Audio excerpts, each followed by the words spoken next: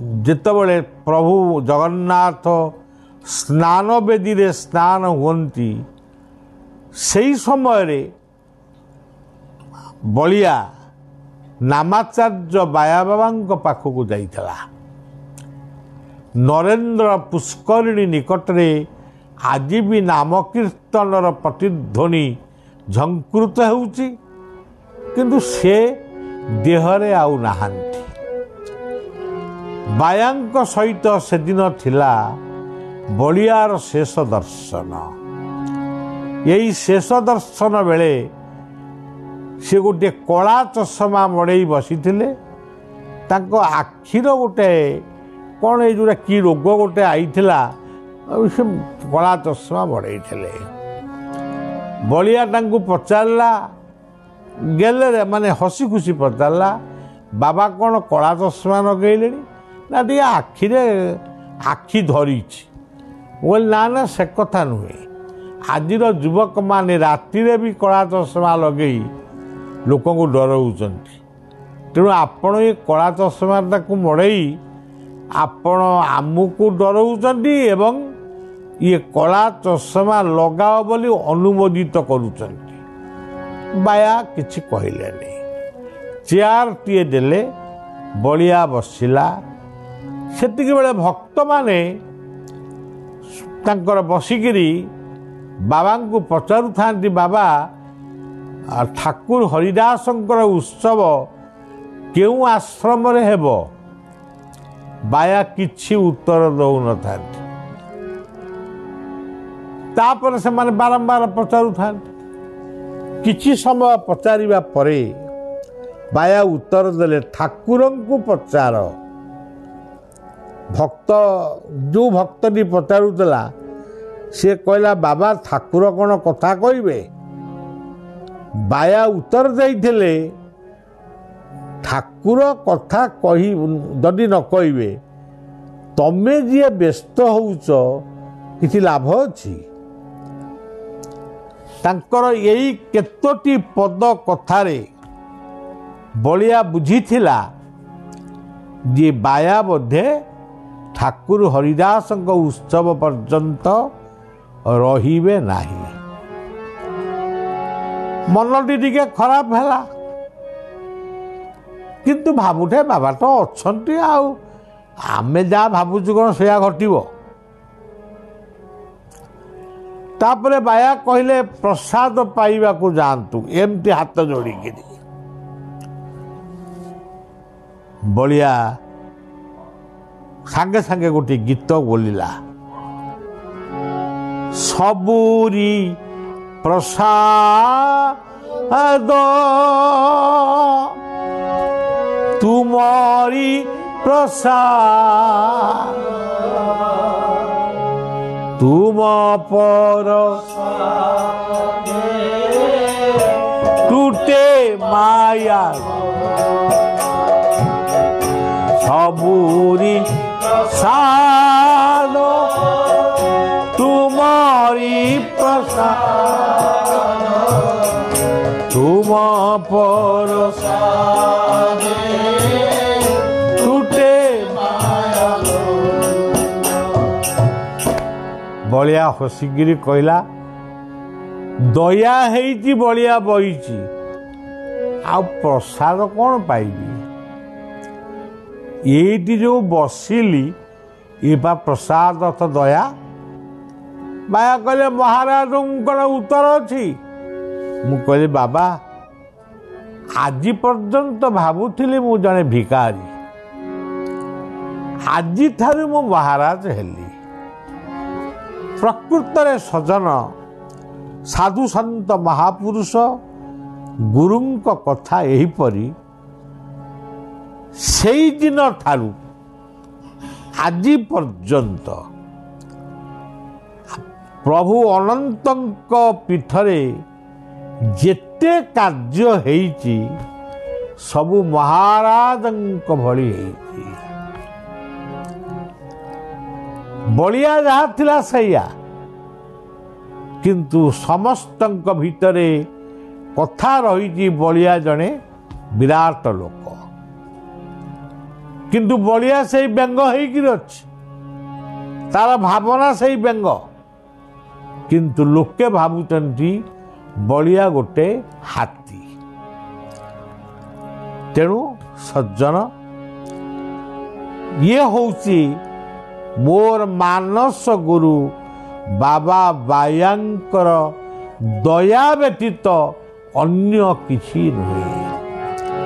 ସିଦ୍ଧ ପୁରୁଷଙ୍କର ମୁହଁରୁ ଯେଉଁ କଥା ବାହାରେ ସିଏ ହେଉଛି ସିଦ୍ଧି କଥା। ଆଜି ଠାକୁର ହରିଦାସଙ୍କର ଉତ୍ସବ। ଜବନ ରାଜା ସିଏ ଥିଲେ ଜବନ ଅର୍ଥାତ୍ ମୁସଲମାନ, ଗୌରାଙ୍ଗଙ୍କର କୀର୍ତ୍ତନରେ ନିମଜ୍ଜିତ ଥିଲେ। ରାଗିକିରି ତାଙ୍କୁ ନେଇ ଗୋଟାଏ ଗଙ୍ଗାର ମଝିରେ ଗୋଟାଏ ଥିବା ଗୋଟାଏ ଦ୍ୱୀପ ଭିତରେ ତାକୁ ଛାଡ଼ିଦେଲେ, ଯେଉଁ ଦ୍ୱୀପ ଭିତରେ କେବଳ ସାପମାନେ ବାସ କରନ୍ତି। ତାହେଲେ ତାକୁ ମାରିବା କାହିଁ ମରିବ। ଆଉ ସକାଳୁ ସାପ ଗୋଟିଏ ନଥିଲେ ଠାକୁର ହରିଦାସ ଆନନ୍ଦରେ କୀର୍ତ୍ତନ କରି ନାଚୁଥିଲେ। ତେଣୁ ଆଜି ହେଉଛି ସେଇ ହରିଦାସଙ୍କର ଆଜି ହେଉଛି ତିରୋଧାନ ଦିବସ। ସେ ଥିଲେ ନାମାଚାର୍ଯ୍ୟ। ଠାକୁର ହରିଦାସଙ୍କୁ ମହାପ୍ରଭୁ ଚୈତନ୍ୟ ଏତେ ଭଲ ପାଉଥିଲେ, ମହାପ୍ରଭୁ ଚୈତନ୍ୟ ତାଙ୍କୁ ଦର୍ଶନ ଦେବାକୁ ତାଙ୍କ ନିକଟକୁ ଯାଉଥିଲେ। ଦିନେ ଠାକୁର ଚୈତନ୍ୟ କହିଲେ, ଠାକୁର ହରିଦାସଙ୍କୁ କହିଲେ, আমি চলে যাও। ঠাকুর হরিদাস কহিলে, ঠাকুর আমি চলে যাব। ঠাকুর হরিদাস মহাপ্রভু বললেন, কোথায় চলে যাবে? না আমি চলে যাব, নিত্যধামকে চলে যাব। মহাপ্রভু চৈতন্য উত্তর দিলে, আমি আর তুমি এক সাথে যাব। তুমি আগে যাব, আমি পিছিয়ে যাব, ইয়ে আমাকে ভালো লাগবে না। আমি কিরকম ভাবে বাঁচিব? ঠাকুর হরিদাস নীরব রহিলে। তা পরদিন সকাଳୁ ଖବର ଆସିଲା, ଠାକୁର ହରିଦାସ ଆଉ ନାହାନ୍ତି। ମହାପ୍ରଭୁ ଚୈତନ୍ୟ ଠାକୁର ହରିଦାସଙ୍କୁ ସ୍ୱର୍ଗଦ୍ୱାରରେ ସଂସ୍କାର କରି ସେ କାନ୍ଦି କାନ୍ଦି ସେ ବଜାର ବୁଲିଲେ যে আমার ঠাকুর হরিদাস চলে গেল। সে প্রতাপ রুদ্রদেবঙ্কর শিষ্য ছিলে রাজা। ঝুলা ধরি বুলিলে ঠাকুর হরিদাসর মহোৎসব হবে, তুমি আমাকে ভিক্ষা দাও। তেণু সজ্জন কিয়ে বা বুঝিব তাঙ্ক লীলা, ତାଙ୍କ କଥା ସିଏ ହିଁ ଜାଣନ୍ତି। ଆଜି ହେଉଛି ବିଶ୍ୱଗୁରୁ ବାୟା ବାବାଙ୍କର ଜନ୍ମଦିନ। ଶୈଳଙ୍ଗ ପାହାଡ଼ର ସାରକ ଯିଏ ଲେଖିଛନ୍ତି, ଆକାଶ ଯା ପରଦା ପୃଥୁ ଆଖ ରାଘର তার মন রসিব রাজ সিংহাসন।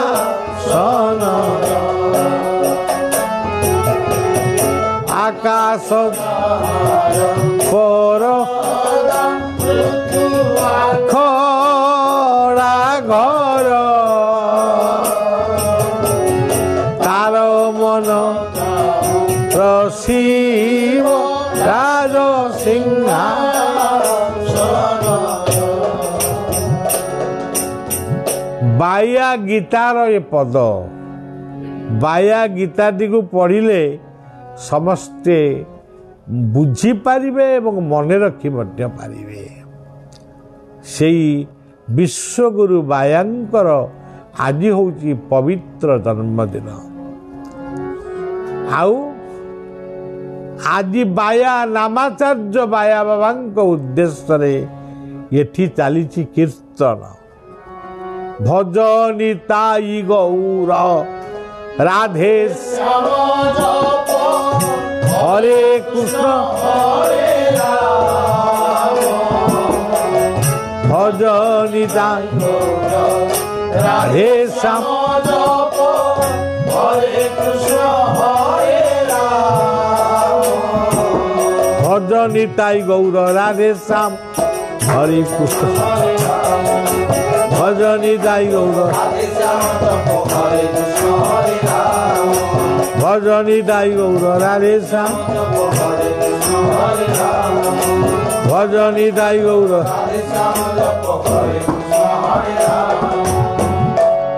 କେତେ ସୁନ୍ଦର ଦିନଟି, କେତେ ଦୁଃଖର ଦିନଟି। ଆଜି ହେଉଛି ବଳିଆ ପାଇଁ ଏକ ସୁଖର ଦିନ, ଅନନ୍ତ ବ୍ରତ। ଆଜି ହେଉଛି ବଳିଆ ପାଇଁ ଦୁଃଖର ଦିନ, ବାୟା ଠାକୁର ହରିଦାସଙ୍କର ତିରୋଧାନ ଉତ୍ସବ। ତେଣୁ ଦୁଃଖ ଆଉ ସୁଖ ଗୀତାରେ କହିଛନ୍ତି, ଦୁଃଖେ ସୁଖ ସୁଖେ ସୁଖ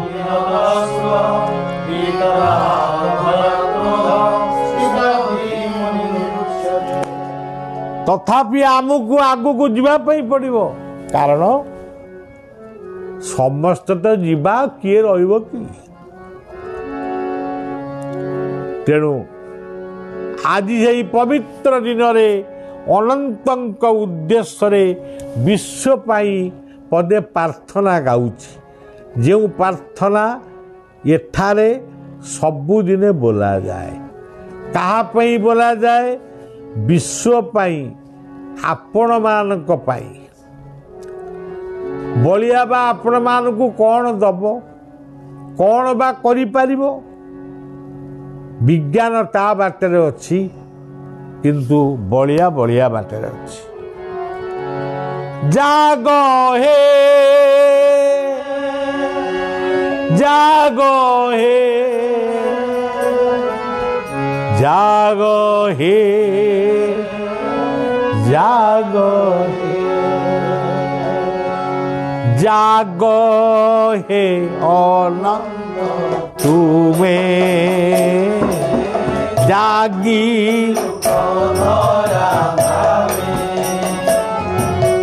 জাগ হে অনন্ত তুমি জাগ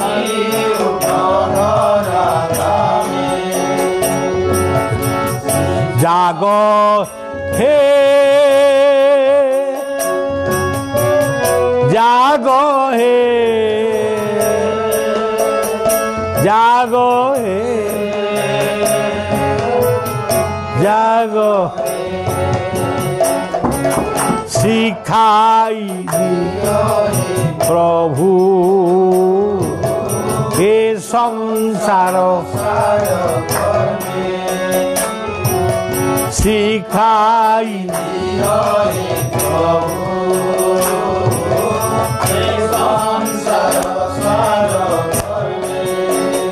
জাগো হে জাগো হে জাগো হে জাগো জাগো হে জাগো হে জাগো হে জাগো হে জাগো হে অনন্ত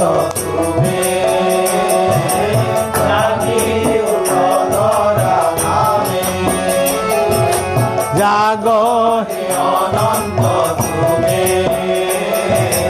জাগি উঠ ধরা ধামে। ଆଉ ଗୋଟିଏ ଶେଷ ପଦଟା ଗାଉଛି। ଇଏ ଜୀବନ ଭୁଲ ପାଇ ସମାରିୟ ଏ ଜୀବନ ଭୁଲ ପାଇ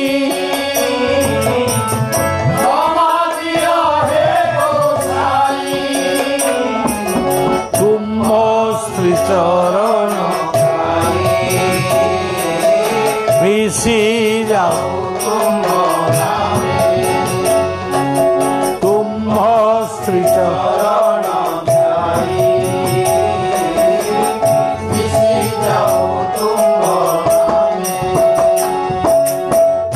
ଜାଗ ହେ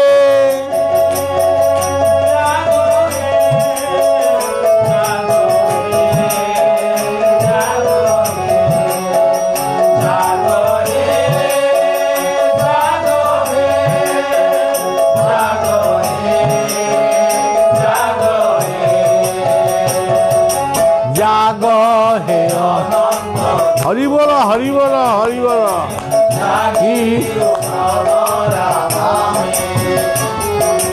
জাগ হে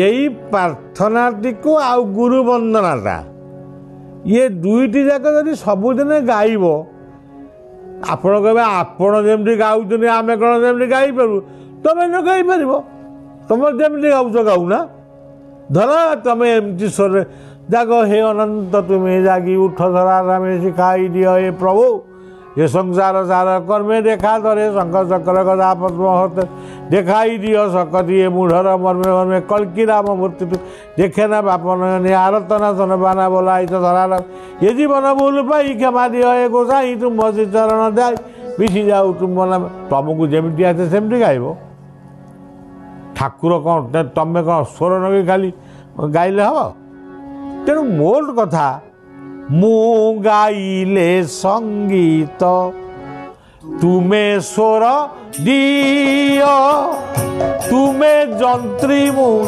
जंत्र तुमे मोठे धरा मु गाइले संगीत तुमे स्वर दियो तुमे जंत्री मु जंत्र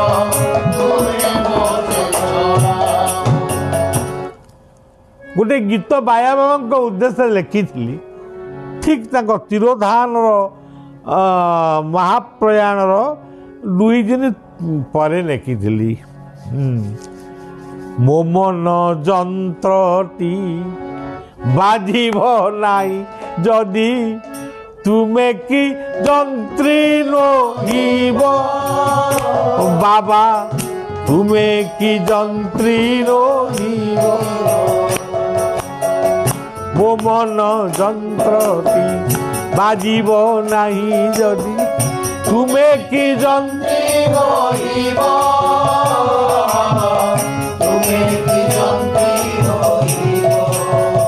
मो भजन गारे देवा पाई देखा मो भजन देवा पाई देखा से पुररु ठाई आसीबो बाबा से पुररु ठाई आसीबो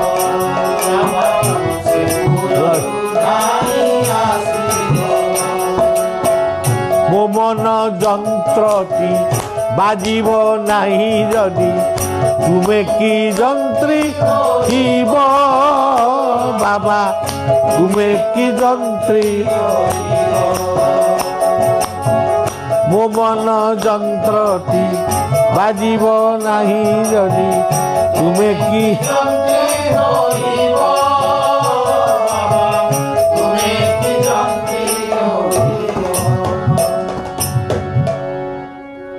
ये होची मोर मनर कथा आज भी भावुची सबुदिने भावुची सबु कर्मरे भावुची सबु लीलारे भावुची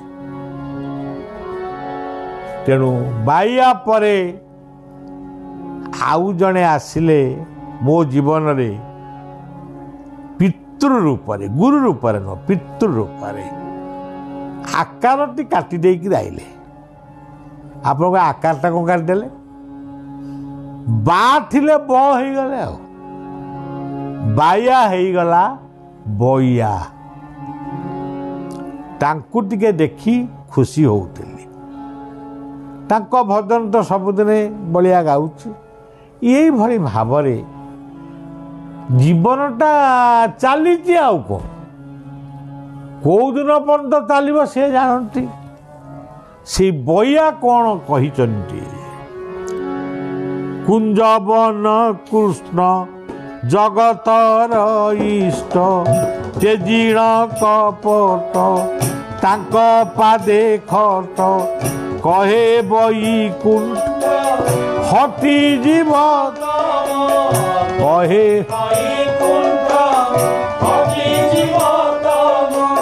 କୁଞ୍ଜବନ କୃଷ୍ଣ ଜଗତର ତେଜିଣ ତାଙ୍କ ପାଦେ ଖଟ, କହେ ବୈକୁଣ୍ଠ ହଟିଯିବ।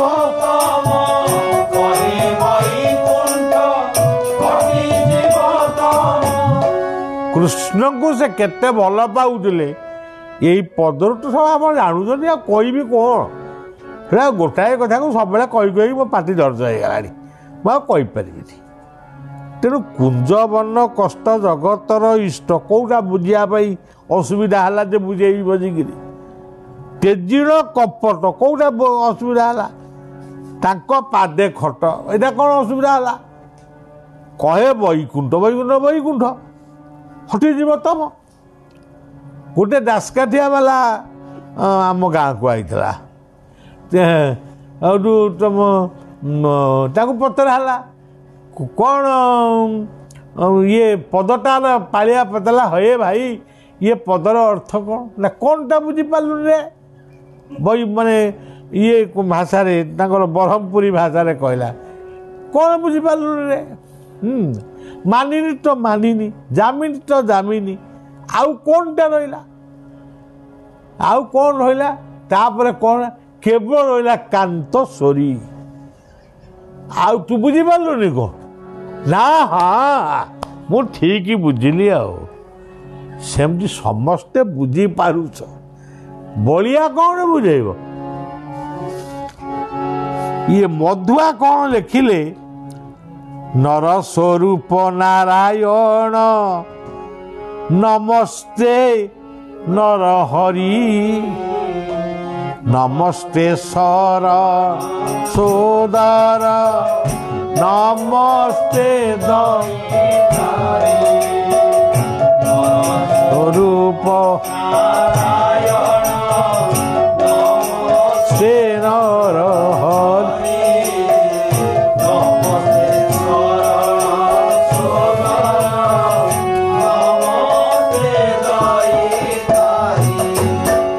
ନର ନାରାୟଣଙ୍କୁ ମଧୁସୂଦନ ବନ୍ଦନା କରିଛନ୍ତି। ଭୀମ ଭୋଇ ଲେଖିଲେ, ବନ୍ଦନା ପାଦ ପଦ୍ମକୁ ଧ୍ୟାଇ ଗୁରୁ ପୟର, ବନ୍ଦନା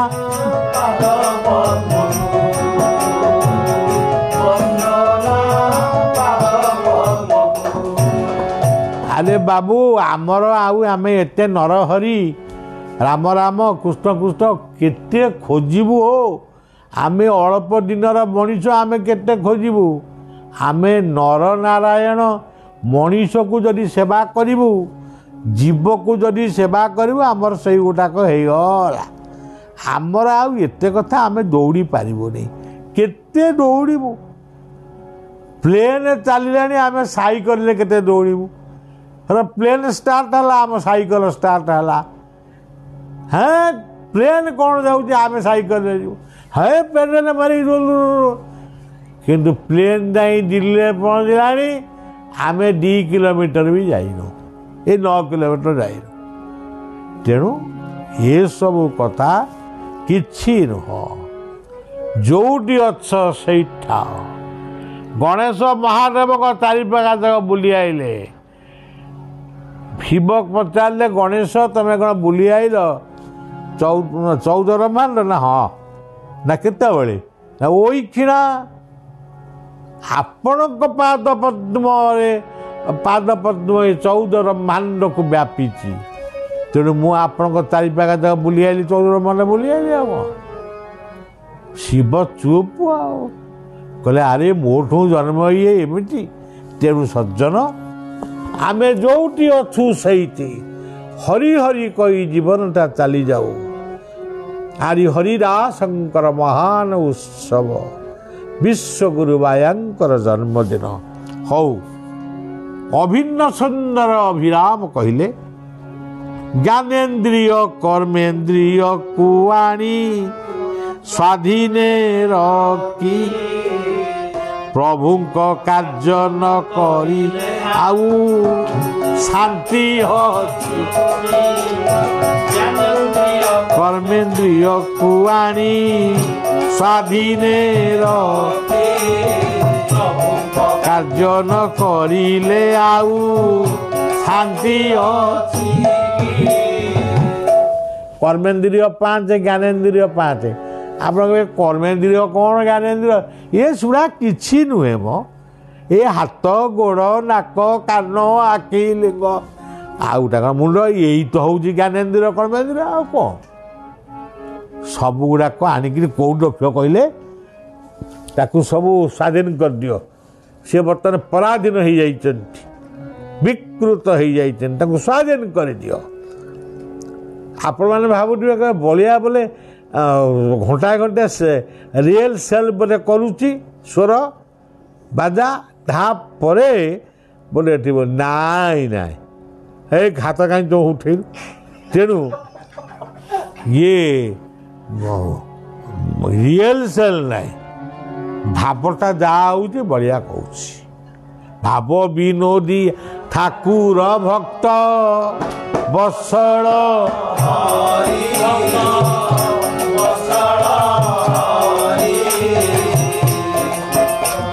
ଭକ୍ତ କି ଦଶ ମୂରତି ଭକ୍ତ କି ତୁମ୍ଭର କରିବ ଭକ୍ତ ବୋଲ ତପେଶୀ ପିନାକୁ ଦୂତ ପଣରେ ହସ୍ତିନାକୁ ଦୂତ ପଣରେ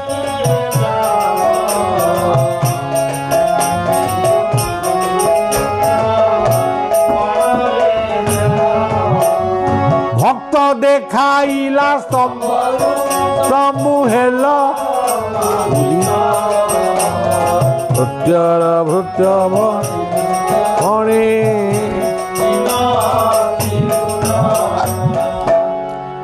ଏଡ଼େ ବଡ଼ ମହାପୁରୁଷ ନିଜକୁ ଭୃତ୍ୟର ଭୃତ୍ୟ ପରିଭୃତ୍ୟ ବୋଲି କହିଲେ। ଆମେ କ'ଣ ଜାଣିଛୁ ଯେ ଆମ ନାଁରେ କେତେ ଲାଗୁଛି ପରମହଂସ ଅବଧୂତ, ଏ କେତେ ଲାଗୁଛି, କିନ୍ତୁ ସିଏ କିନ୍ତୁ ତାଙ୍କୁ ପାଇଥିଲେ, ସିଏ ତାଙ୍କୁ ଜାଣିଥିଲେ, ସିଏ ୟାଙ୍କୁ ଜାଣିଥିଲେ। ତେଣୁ ତାଙ୍କର ମନୋଭାବ କେତେ ନମ୍ର। ହେ ବିଶ୍ୱର ସାଧୁସନ୍ଥ ମାନେ ଏତିକି ବୁଝ, ହେ ବିଶ୍ୱର ଜ୍ଞାନୀମାନି ମାନେ ଏଇ କଥାଟାକୁ ମନ ଭିତରେ ରଖ। ନମ୍ରତି ଫଳିନ ବୃକ୍ଷ ନମ୍ରତି ଗୁଣିନ ଜନା ଶୁଷ୍କ କାଷ୍ଠଞ୍ଚ ମୂର୍ଖଞ୍ଚ ଭଗ୍ରତି ନ ନମ୍ରତି। ନମ୍ରତା ଠାରୁ ଆଉ ବଡ଼ ଜିନିଷ କିଛି ନାହିଁ। ତେଣୁ ଆମେ ନମ୍ରତା ଗୁଣକୁ ଆଚରଣ କରିବା। ହେ ମୋର ପରିବାରର ପୁଅ ଝିଅ ମାନେ, ଶାଶୁ ବୋହୂ ମାନେ, ମଉସା ମାଉସୀ ମାନେ, ଭାଇ ଭଉଣୀ ମାନେ, ପିତା ମାତା ମାନେ, ଆସ ସମସ୍ତେ ସେଇ ନମ୍ରତା ଗୁଣକୁ ଆଚରଣ କରି ପୂଜକ ହେବା, ପୂଜ୍ୟାସ୍ପଦ ମାନଙ୍କୁ ସମ୍ମାନ ପ୍ରଦର୍ଶନ କରିବା। ତେଣୁ ବଳିଆ 22 ତାରିଖରୁ ଯିବ, ମାସେ 1.5 ମାସ ଖଣ୍ଡେ ବଳିଆ ବିଭିନ୍ନ ଆଶ୍ରମକୁ ଯିବ, ମାନେ ଆମ ନିଜ ଗଢ଼ା ଆଶ୍ରମକୁ। ତେଣୁ ଆପଣମାନେ ଆଶ୍ରମକୁ ଆସିବେ, ଏଠି ଦାୟିତ୍ୱ ଦିଆଯାଇଛି। ସିଏ ଆପଣଙ୍କୁ ବେତରେ ଝାଡ଼ି ଦେବ, ତୁଳସୀ ଦେବ, ସଦାନନ୍ଦ ବ୍ରହ୍ମଚାରୀ। ଯଦି ଜାତକ ଦେଖେଇବେ ଫୋନରେ ପଠେଇଦେବେ, ମୁଁ ଯେଉଁଠି ଥାଏ ସେଠି ପଠେଇବି। ବାର୍ତ୍ତାରେ ମଧ୍ୟ ମୁଁ ଲାଇଭ୍ କରିବି, ଆପଣମାନଙ୍କୁ ଶୁଣେଇବି। ସେଠି ହାରମୋନିୟମ ନ ବାଜିପାରେ, ମୃଦଙ୍ଗ ନ ବାଜିପାରେ, କଥା ବିପଦ ନିଶ୍ଚିତ କହିବି। ଆପଣମାନଙ୍କୁ ଏଥିରେ ବଞ୍ଚିତ କରିବେ ନାହିଁ। ଆପଣମାନଙ୍କ ଆଶୀର୍ବାଦ ଭିକ୍ଷା କରୁଛି। ଦେହ ଟିକେ ଭଲ ରହିଲେ ସବୁ କଥା ଚାଲିବ। ତେଣୁ ସଜ୍ଜନ ବିଶ୍ୱର ଶାନ୍ତି ପାଇଁ, ଆଫଗାନିସ୍ତାନର ଶାନ୍ତି ପାଇଁ, ଭାରତର ଶାନ୍ତି ପାଇଁ, ଆମ ଓଡ଼ିଶାର ଶାନ୍ତି ପାଇଁ ବଢ଼ିଆ ପ୍ରାର୍ଥନା କରୁଛି। ଆପଣମାନେ ପ୍ରାର୍ଥନା କରନ୍ତୁ। କାଳେ ବର୍ଷନ୍ତୁ ପର୍ଜନ୍ୟ ପୃଥିବୀ ଶସ୍ୟଶାଳିନୀ ଦେଶ ସମସ୍ତେ ସନ୍ତୁ ନିର୍ଭୟା। ତେଣୁ ଖାଲି ବ୍ରାହ୍ମଣମାନେ ବି ଭଉନ, ଆମେ ବି ହେବା। ଆଚ୍ଛା ହଉ ସଜ୍ଜନ, ବର୍ତ୍ତମାନ ବିଦାୟ ନେବା। ବିଷୟାର ମଜିଲି ସାଧୁ ସଙ୍ଗକୁ ତରୁଣୀ ତନୟା ତନୁ ଶିବା ରଜନୀ ତୁମ୍ଭ ନାମ ଜାଣିବି ଆହେ ପ୍ରକୃତି ମୋଟେ ଇଲା ସୁଧା ରସ ଆପ୍ୟା ପତିତ ପାବନ ବାନାସେ ଯହୁ ଶୁଣି ଦିନ ଅଚ୍ୟୁତି ଯେ କହିତେରୁ ଭରସା ଦିନ ଅଚ୍ୟୁତି ଯେ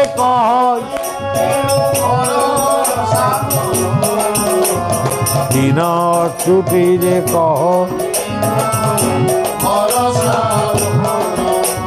ଦିନ ଅଚ୍ୟୁତି ଯେ